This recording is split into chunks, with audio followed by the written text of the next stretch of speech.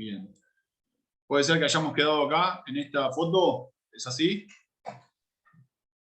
Bien. Seguimos con lo que es tejido óseo, seguimos en el capítulo 2. Seguimos, Micaela, bueno, perdón, capítulo 1 después, escribime por privado, no sé si estás en el grupo y vemos cómo resolvemos lo tuyo con el capítulo 1, ¿sí? Dale, perfecto, profe. No, por favor. Bueno, para los que están desatentos o los dormidos, capítulo 2, sistema esquelético, definimos tejido óseo, definimos las células óseas, definimos lo que era el hueso, y ahora nos metemos con esto que es la formación y el crecimiento óseo, ¿sí? Bien. Yo puse 3 disparadores que son para mí, obviamente, sin ningún gráfico, pero ustedes necesito que ustedes sepan que el proceso del hueso se va a dar en 4 situaciones a lo largo de la vida, ¿sí? De toda la vida. ¿Sí? Y ese proceso de hueso nuevo se llama osificación, que ahora después vamos a ver, la última partecita es qué tipos de osificaciones hay, ¿sí? Pero volviendo a la formación y el crecimiento óseo, se va a dar en 4 situaciones a lo largo de toda la vida. Los libros dicen que hablan de la primera situación, que es la formación de los huesos embrionarios y fetales, bien, que la segunda situación es el crecimiento óseo durante la lactancia, durante la infancia y durante la adolescencia, hasta que ese hueso se haga un hueso adulto. Bien, sigue continuando los años y nos vamos a la tercera situación, en donde ya empieza a aparecer el concepto de remodelado óseo o de remodelamiento óseo, en donde básicamente es el reemplazo del hueso precedente, del hueso antiguo, por hueso nuevo, y eso lo realizan, se realiza a lo largo de toda la vida, y lo realizan las células óseas, que son los osteoblastos. Y la cuarta situación en relación a esto es que lo llaman la consolidación de las fracturas, y también se da a lo largo de toda la vida. Bien, primer partecita, y ahora vamos a intentar enseñarles cómo sería el tipo de... A ver si tengo una foto, continúa. Vamos con esto, con el crecimiento óseo. El crecimiento óseo se puede llegar a dar de 2 maneras, tanto un crecimiento longitudinal como un crecimiento en grosor, ¿sí? Y este crecimiento empieza en el embrión, ¿sí? Esta foto no está bien o está incompleta, en el embrión, y continúa hasta la vida adulta, ¿sí?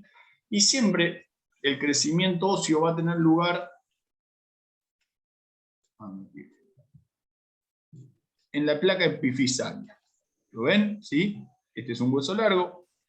En la epífisis existe una placa, que después la vamos a definir, que hay una en cada epífisis proximal y distal, y ahí se va a dar el crecimiento. Y también se va a dar, acá no figuran, pero en los discos epifisarios, o sea, en los discos del cartílago. Bien, mientras exista esta epífisis y esta epífisis, ocurre el crecimiento. Una vez que esta epífisis se calcifica y se convierte en hueso, el hueso deja de crecer. Bien, hasta acá, definido lo del crecimiento, vamos a lo que es el crecimiento. Eso fue lo de que es el crecimiento longitudinal, ¿sí? ¿Qué dice el crecimiento en grosor? Que se va a dar exclusivamente por osificación condral, o endocondral, como quieran llamarlo. ¿Qué es la osificación endocondral? Ahora lo vamos a ver, pero la mayoría de los huesos se realizan por osificación en condral. ¿Bien? Y se da el crecimiento en grosor a lo largo de toda la vida. ¿Voy muy rápido?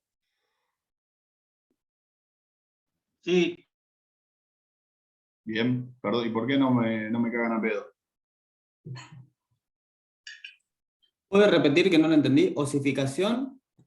Endocondral o condral, condral significa relativo al cartílago articular, Nico. Ahora lo vamos a definir, ¿eh? Ok, gracias.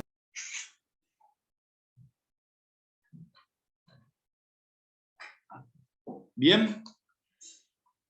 Estoy en crecimiento en grosor, y ese crecimiento en grosor, en anchura, como quieran llamarlo, se va a ir dando por superposiciones de capas, ¿sí? Por superposiciones de capas.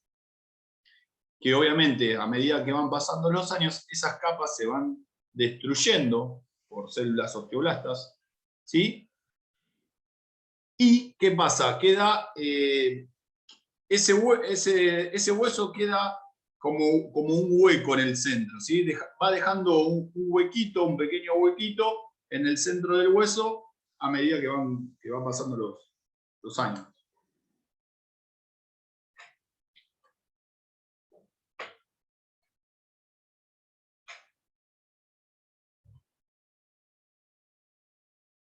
¿Se entendió? Lo podemos encontrar de dos maneras: crecimiento longitudinal. ¿Cuándo se termina el crecimiento longitudinal, profe? Cuando la placa de la epífisis se calcifica y se cierra, ¿sí? Y que se convierte en hueso. Y no tanto así el crecimiento en grosor, que se va a dar más a lo largo de toda la vida y se va a ir dando por superposición de capas de cartílago, ¿bien? Que bueno, obviamente en la vejez esas capas se van destruyendo y se va formando hueco, y eso es una de las causas principales de fracturas, de la osteoporosis. No vamos a hablar de patologías, pero esos son causas de fisuras, etc. Consulta, entonces en la placa epifisaria viene a ser una estructura De la epífisis. De la epífisis. ¿eh? De la epífisis, ¿sí? ¿Pero qué? ¿Como un cartílago? Claro, eso voy. La placa epifisaria Sí. Sí. es parte del hueso, es parte de la epífisis. Pero una vez que ese cartílago, por ejemplo, Se cierra, queda hueso. Ah, claro, eso, se calcifica. No, se calcifica y queda todo hueso. Está bien. Pues, gracias. Profe, la artritis, ¿qué sería? ¿No es que las articulaciones se hacen hueso?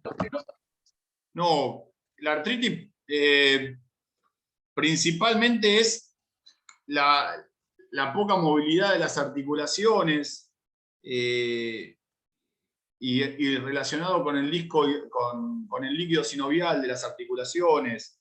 No sé quién me preguntó eso, pero es eso. Y me parece que pseudoartritis es, creo que ahí sí es más relacionado al óseo, pero no estoy seguro. Si querés te lo averiguo. Pero no, la artritis no es problemas de hueso en sí, ¿se entiende? De estructura ósea, creo. Me mataste con la pregunta, buena pregunta.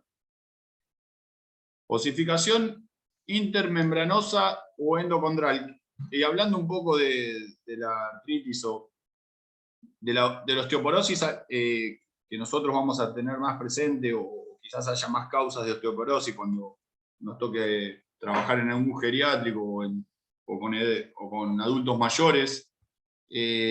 ¿Saben lo que es la osteoporosis? ¿O la osteopenia? ¿El desgaste de los huesos? Sí, profe, es cuando el hueso empieza a hacerse como a porosidad, como si fuese un chocolate aireado. ¿Y debido a qué? Y eso debido a que al hueso no le llega los nutrientes necesarios, digamos. Entonces va perdiendo. Excelente, ¿sí? Principalmente sería la falta de fijación de calcio en los huesos, ¿bien? Y yo he escuchado comentarios de que si esos adultitos mayores y estos abuelitos tienen osteoporosis, los mandan a hacer natación. Y la natación, si bien quizás sea buena para la movilidad articular, etcétera, otros beneficios, no es bueno para la osteoporosis porque no hay impacto. Y el calcio lo vamos a fijar con el impacto. ¿Se entiende lo que voy? Repito, no me quiero meter en lo que son las patologías, pero bueno, me parece que nosotros como como yo quiero creer que somos agentes de salud, tenemos que tener en cuenta esa parte. Bueno, nada, nos fuimos, volvemos. Sí, tiene que haber un estrés articular para que se fije el calcio. También, exactamente, pero no natación. En natación no hay impacto. Osificación intermembranosa y osificación endocondral. La palabra osificación es un proceso de hueso nuevo, ¿sí? Bien, es un conjunto, algo más complejo, es un conjunto de fenómenos anatómicos, fisiológicos, histológicos, y fisiológico creo que ya lo dije, que van a intervenir para formar todo un conjunto, ¿sí? de tejidos, ¿sí? De tejidos para que todo ese conjunto de tejidos se convierta en tejido óseo. Es un proceso, repito, porque quizás no se entendió, un proceso fisiológico, es histológico, acuérdense de lo que era la histología, es un proceso anatómico que va uniendo diferentes tipos de tejidos para formar tejido óseo, ¿sí? Más fácil es el proceso de la formación de un hueso. Y esta osificación la podemos llegar a encontrar, tiene dos procesos, ¿sí? La osificación intermembranosa y la osificación endocondral. La primera figurita, ¿sí? La primera fotito, es una osificación intermembranosa, que es la más simple de las formaciones óseas. No quiere decir que sea la más abundante, la más simple, ¿sí? ¿Y dónde podemos llegar a encontrar esta osificación intermembranosa? ¿Cómo se forman huesos de esta manera? Los huesos del cráneo, los huesos de la cara, los huesos faciales y la mandíbula son ejemplos de osificación intermembranosa. Hay una membrana, ¿sí? de tejido conjuntivo, que se mete dentro del hueso y empieza a trabajar. En esa membrana se encuentran los osteoblastos. ¿Sí? ¿Puedes repetirlo, profe? ¿Sí? ¿El qué? ¿Todo? Sí, no, se me recomplicó. No importa, vamos de vuelta. Osificación intermembranosa, ¿cómo funciona este proceso de formación nueva? Funciona porque existe una una membrana de tejido conjuntivo en el interior del hueso, en donde empieza a trabajar para formar cierto hueso. Un ejemplo de esto, ¿dónde encontramos estos huesos, profe? Y en los huesos del cráneo, en los huesos de la cara, en la mandíbula, y no recuerdo el nombre. Ahora después lo vamos a ir viendo.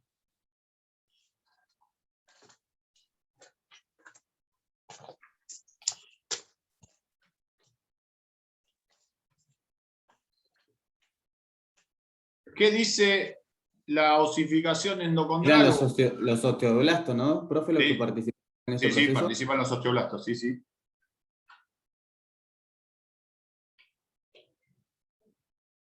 ¿Qué podemos llegar a decir de la osificación endocondral o condral, como quieran encontrarlo en los libros? Esta sí es la más abundante, ocurre en la mayoría de los huesos, ¿sí? Y condral es relativo a lo que es el cartílago articular. ¿Bien? Y acá,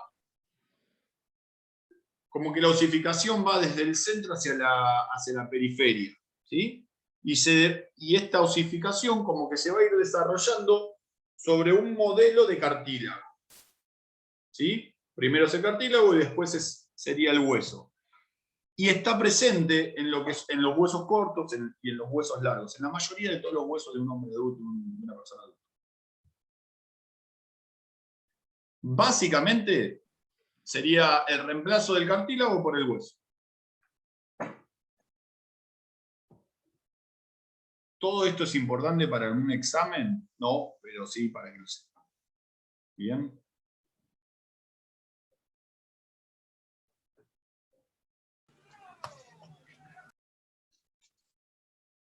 Continuamos.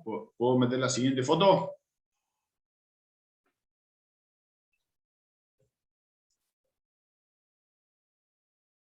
La siguiente foto, perdí el pulsón.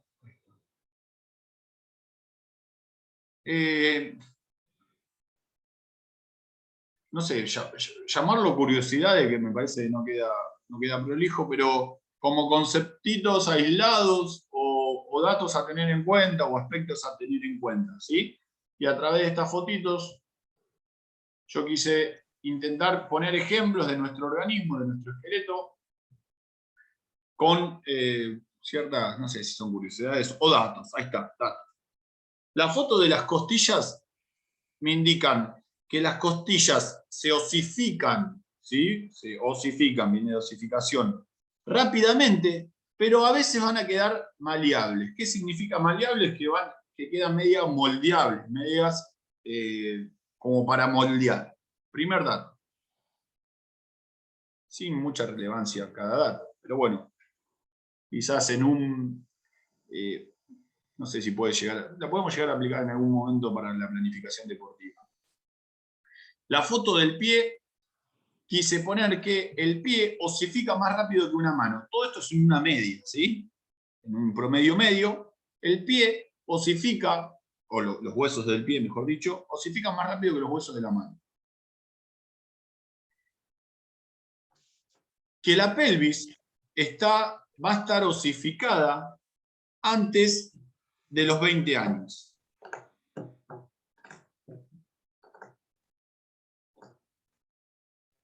La pelvis, no el pubis. ¿Sí?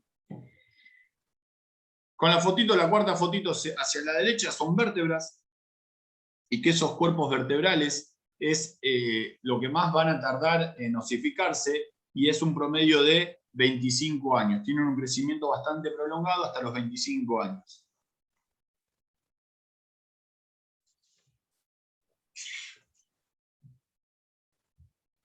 Todos datos sueltos, sí. ¿Con qué lo relaciono, profe? Con conocimiento. ¿Bien? Préstenme atención. En el hombre, ahí hay una clavícula en azul, ¿sí? Es el último punto de osificación, la clavícula. Y en la mujer, el último punto de osificación es el pubis.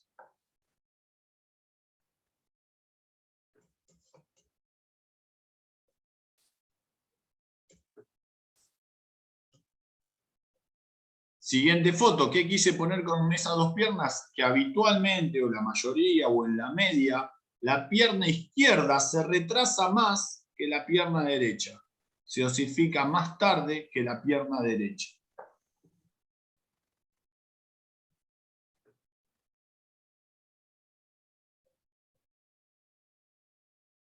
Y por último, un dato bastante recontra global, podemos llegar a decir que el esqueleto en sí, tanto sin diferenciar sexos, alcanza su máxima masa ósea, su máxima osificación en los 40 años, ¿sí? En la cuarta década de vida alcanza su máxima masa ósea, pero va a depender, ¿sí? De qué pasó con ese esqueleto en edades tempranas, ¿sí?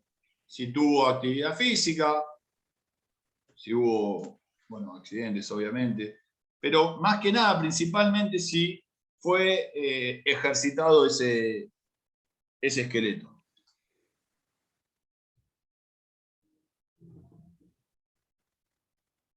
Profe, ¿Sí? ¿cuanto más ejercitado está el esqueleto, más hueso se hace o al revés? No, pero más masa ósea, ¿sí? Más masa ósea, sí.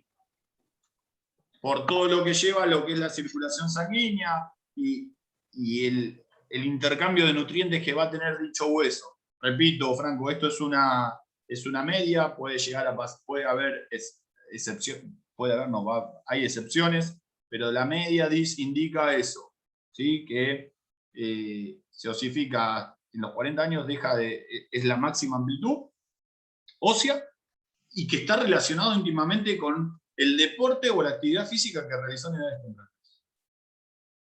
¿Quedó claro? ¿Vamos bien? Siguiente foto, los voy a aburrir un poquito más. sepan disculpar. Igual no es largo el día de hoy, quédense tranquilos. Nosotros tenemos que saber que existen marcas superficiales en el hueso, que pueden llegar a ser o protuberancias, o pueden llegar a ser accidentes, o pueden llegar a ser agujeros, ¿sí? Y que esas protuberancias o esos apéndices o esos agujeros sirven para o unir ligamentos, o unir tendones, o unir articulaciones. ¿Bien? ¿Quedó claro?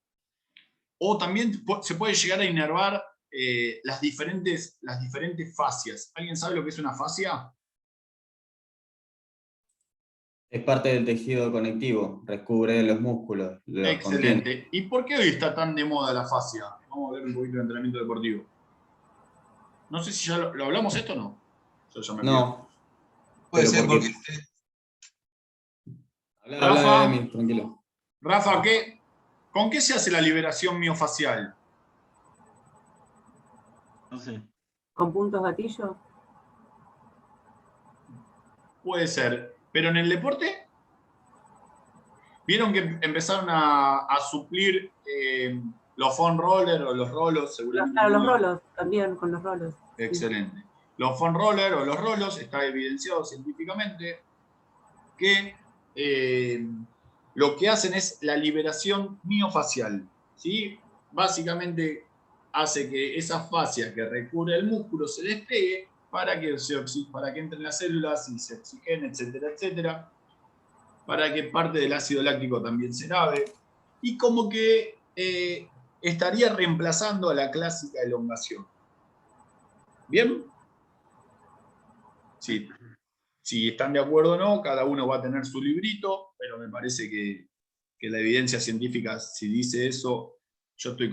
Uzi, ¿Sí? Yo también estoy de acuerdo. a Boca lo trajo un profe que viene del básquet y ese año no tuve ningún lesionado muscular, gracias al... No sé si fue casualidad o el rollo, pero no hubo ni uno muscular. No, está bien, vamos a destinarle estos 2 minutos.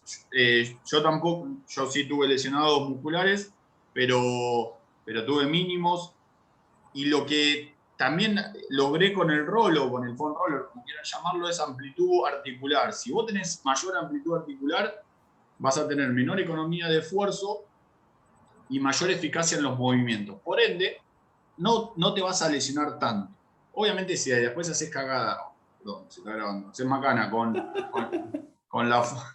la fuerza, o mal distribuir los contenidos del entrenamiento, ahí sí puede llegar a haber alguna lesión musculotendinosa, etc.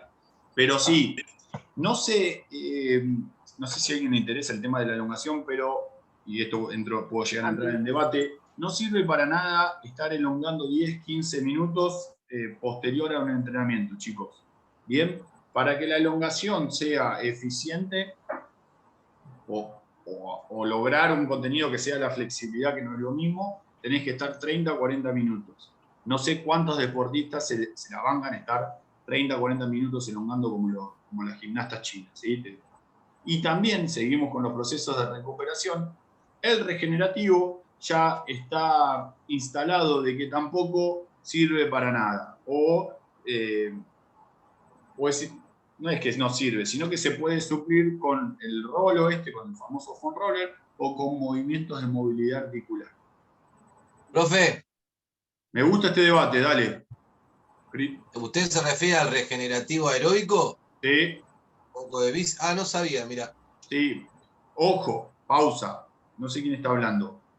Podés llegar podés llegar a trabajar ese famoso regenerativo como una intermitencia de baja intensidad posterior a una competencia, y ahí sí te lo doy como case. Cada uno va a tener su librito, ustedes, ¿sí? Pero sí, si lo subís a tus jugadores de, no sé, de fútbol, de hockey, lo que sea, a las bicicletas fijas, o trabajás una intermitencia muy, muy baja de 10 segundos de trote por 10 segundos de caminata, ¿qué están haciendo? Y ahí sí, estamos lavando el ácido láctico. ¿Es regenerativo? No, es una intermitencia baja. Ahora, si vos haces bueno, chicos, vayan a correr 3 vueltitas alrededor de la cancha. Puede llegar a servir para la parte sociable, nada más. Pero si perdieron, si jugaron mal en el entrenamiento, si no se ganaron en un lugar para la competencia del domingo, y te van a putear hasta en el hebreo, ¿sí? Andá a correr vos, se van directamente a bañar. Pero bueno, cada uno lo maneja. ¿En qué estábamos? Volvemos. Profe, Sí. ¿y la elongación como preentreno? Yo haría sí, no es mala la pregunta, es buenísima. No sé no encuentro quién habla. Elongación dinámica, ¿no? Sí. Excelente. Elongación dinámica, Estiramiento activo. elongación balística o elongación con rebotes. Pero no al principio. No al principio. Al principio, movilidad articular y después sí elongación dinámica o elongación con balística, como quiera llamarlo, o elongación con rebote. Creo que fue Agustín el que me hizo la pregunta. Rebotá, la que hacía Maradona en el 86 con la musiquita esa, Life, esa es excelente. Vos estimulás a las fibras, ¿sí? Y no la vos tenés que estimular, vos tenés que despertar al músculo, ¿sí? Vos no lo podés dormir antes del partido. Yo entiendo eso que hacen la entrada en calor, bueno, vamos a elongar, y están 15 segundos, 20 segundos así elongando líquido. ¿Y para qué hicimos la entrada en calor? Si ahora lo está durmiendo. ¿Se entiende? Pero sí con rebote. Y Profe. Ya que nos metimos en la elongación, el sistema nervioso tiene dos. Volvemos al posterior entrenamiento, ¿sí? A la vuelta a la calma, como la llamamos nosotros los profes. Es una locura, vuelta a la calma es tremendo. Existe el sistema nervioso, tiene varios tipos de sistemas, pero hay uno que se llama simpático o parasimpático. No sé si entienden lo que estoy hablando.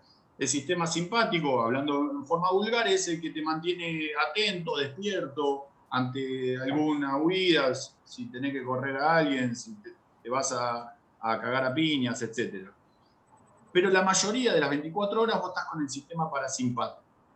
Cuando vos elongás, ¿sí? Y empezás a temblar, vieron que no sé si alguno no es flexible, no es laxo, y empezás a temblar, se activa el simpático. Grave error, porque yo necesito para la elongación, ¿sí? La elongación es sinónimo de tranquilidad, de bajar. Activo el simpático no tiene ningún sentido. Entonces, ¿hasta dónde le doy yo? Suave, ¿sí? Si quieren, si intentan bancar a esa elongación clásica. Empieza a temblar, estoy elongando el isquio, empieza a temblar, no sirve. Activaste el simpático, aflojá, no tiene ningún sentido. ¿Se entiende? No fuimos a la merda. Emi, vos querías decir algo. No, pero esto está buenísimo, profe. Una red sirve. La verdad que es muy buena. Es muy buena el debate. Quería contar nomás que los nadadores se activan muscularmente, no sé si lo vieron, se golpean. Se golpean el pecho, se golpean los tríceps, la espalda. Salen todos marcados antes de nadar. Los rugbyers lo mismo, sí. Yo igual digo que para mí es dependiendo del ejercicio que vos hagas, te va a servir la elongación post-entreno. Porque, por ejemplo, a mí en el gimnasio... ¿El ejercicio o el deporte? El deporte. A ver, pues yo por ejemplo, en el gimnasio que siempre manejo pesos altos, siempre termino con mucha tensión en el cuerpo o con muchos dolores. Y ponerle después cuando termino de entrenar, entreno el hongo, poner el pectoral o las piernas cuando hago sentadilla, y siempre como que me alivia bastante las tensiones. Sí. Me parece que puede llegar a ser psicológico. ¿Vos probaste con pasarte rolo? Va con el rollo. ¿Eh? Que pruebe con el rollo, que va a ver la diferencia. O con una pelotita de tenis, si no tenés rolo, o con una pelotita de handball. Fíjate, Agus. Bueno, intentá eso, y es como, son automasajes inducidos, sería. Y si no, querés suplir la elongación, si tenés una competencia, no sé si competís, metete en hielo, que se llama crioterapia, entre 8 y 10 minutos te morís de frío, bien muerto de frío, y al otro día estás hecho una lechuga. Pero bueno, procesos de recuperación eso no tiene nada que Y ver. aislado, profe, con coronavirus. No escuché nada. No, digo, y aislado del frío después con los hielos. Sí, Una sí. pregunta. Para el que le Resfrío. interesa lo que es trabajo de liberación miofacial, si alguno me está viendo la pantalla, acá tienen, por ejemplo, 2 pelotitas. Esta amarilla es chiquita, de goma eva, es bastante blanda, pero puede llegar a ser para algunos casos donde tenés puntos gatillos que te tocas y te hace parir. Esta, por ejemplo, que tiene pinches, vienen distintos tipos de pelotas con distintos tipos de pinches, más dura, más blanda. Esta, por ejemplo, es inflable, está buena, son reprácticas. Tienen los rolos, como decían los chicos, tienen los sticks. El stick es un palito, lo agarrás, Marcador. mano, vienen distintos tipos de rueditas o pelotitas, vienen con ruedas de roller, de los patines. Nada, es súper práctico para una vez que terminan el entrenamiento, son ideales. Todos los que entrenan deberían tener algún elemento para trabajar lo que es liberación miofacial. Son bárbaros. Muy Perfecto, bueno. Nico, gracias. Ojo, cada uno va a tener su librito. Yo no critico la elongación, por favor que quede claro, pero bueno, nada, es mi punto de vista. Y si no tenés ni rolo y no tenés ganas de elongar, dale a la movilidad articular, ¿sí? Dale a la movilidad articular, que creo que es súper productivo. Bueno, ¿seguimos? Bueno. Aquí estamos, acá. Una pregunta, hola. ¿Se escucha? Sí. ¿Elongar con temperatura alta o en el cuerpo entrar en calor o no? De vuelta a la pregunta, no sé quién fue. Claro, Gabriela. Gaby, Porque ¿para qué te veo? Ahí está, ahí te encontré. No entendí, Gaby, ¿cómo sería? A ver. Claro, porque a veces se recomienda elevar la temperatura corporal para elongar. Sí. Hay mucha controversia también, no sé. Por eso, alguien dijo sobre la elongación pre-entrenamiento, ¿sí? Antes del entrenamiento, yo dije que yo arrancaría con lo que es movilidad. Elongación, específicamente, no entrenar, no hablar de ponernos a entrenar. Pero, por ejemplo, hacer una clase de elongación específicamente. A veces se eleva la temperatura corporal, no sé, haciendo movimientos más activos. O podés poner directamente el cuerpo a estirar, llevándolo de a poco, Sí. pero sin tener que empezar a transpirar y elevar la temperatura del cuerpo, ¿sí? Sin producir esa modificación. Se me ocurren dos opciones para darte. Que primero que habría que ir a la literatura a ver si hay alguna evidencia científica en donde eso que decís vos produjo lesiones musculares. Que no creo, porque la segunda opción que te voy a decir es que me parece que están todos de acuerdo que la naturaleza es sabia. ¿Es así? Sí. Bien. ¿Qué hacen? Y esto se está grabando, ¿no? Es tremendo. Pero ¿qué hacen los gatos cuando se despiertan? Se desperezan. Se estiran. O cualquier animal se por estira. la fascia también, ¿no? ¿Eh? Esa es la fascia contraída, que es la función también de contener los músculos No endotelios. lo lleves interno, pero me parece que la naturaleza es sabia. Cualquier animal o varios animales se van a despertar, ¿sí? Y lo primero que hacen es estirarse.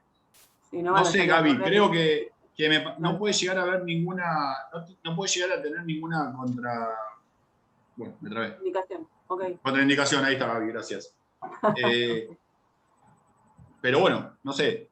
¿Y eso que después harías un ejercicio, una actividad física? Bueno, en una clase de elongación, hay veces que sí, perfecto. a hacer algo para elevar la temperatura o, si no, ir haciendo ejercicios y progresivos, por decirlo de alguna manera. Perfecto. ¿No? Sin Ojo tener que que modificar la temperatura del cuerpo. Bien, eso sería una clase de stretching. Claro. Que o esa, elongación, por favor, elongación profunda. Es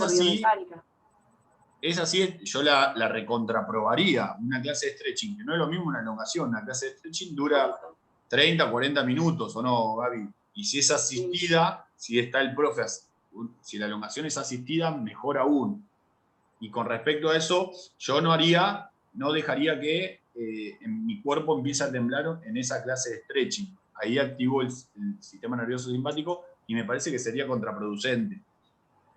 Pero bueno. Okay. Me sirve, gracias. Por favor. Bueno, Hola, buenas noches. Perdón, ¿puedo decir algo sobre la flexibilidad? será un placer. Sí. Yo soy profe de natación artística y nosotros necesitamos mucho trabajar la flexibilidad, porque bueno, la amplitud de movimiento es bastante, se tiene que llevar un split, que es una abertura de pierna de 180 y si es más, mejor también. Bueno, y tenemos que trabajar mucho la flexibilidad. Y lo que hago ahora es ir llevando la clase desde la respiración y progresivo al movimiento que quiera llegar.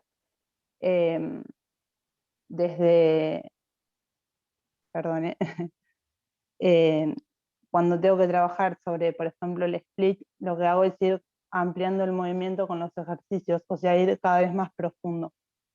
No sé, Gaby, si te contesto la pregunta, pero trato de no usar, o sea, sí ejercicios de tipo de entrar en calor, sí, pero como coordinado con la respiración. O a veces vienen de una clase aeróbica y dicen, bueno, buenísimo, vamos a estirar ahora, vamos a hacer una clase de elongación que esté con la temperatura alta. Y bueno, es distinto por ahí, ¿no? Me parece que tiene más lógica, sí. Gracias. Gracias. No sé, profe, ¿qué opinás?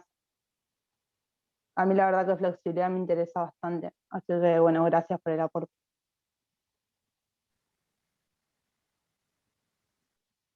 Profe, estás muteado. Sí, está en mute.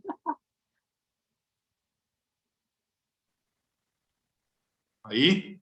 Sí. ¿En qué momento me muteé? Bueno, sí, Ana, perfecto. Escuchen, antes que se corte, antes volvemos a entrar con el mismo link, pero sí, Ana, fue excelente y yo lo que hay que diferenciar bien el tema de la elongación y la flexibilidad. No es lo mismo, ¿sí? Una clase de flexibilidad, una clase de stretching que vamos a elongar. Ese vamos a elongar lo tenemos que empezar a cortar de raíz. Bien, deben quedar 10 segundos. Nos volvemos a meter. Dale. Ok.